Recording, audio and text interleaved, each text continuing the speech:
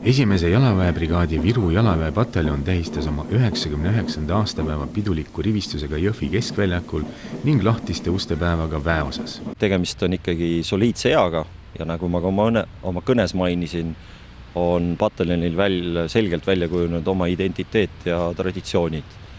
Ja loomulikult siis tänane päev on meil pidupäev.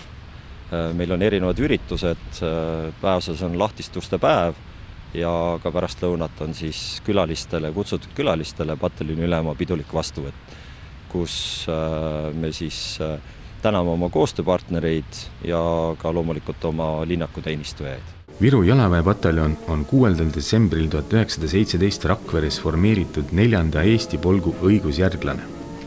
Üksus taasasustati 22. mail 1992 Jõhvis ning selle peamine ülesanne on täna viia läbi ajateenijate väljaõpet jalaväe ning tankitõrje õppesuundadel.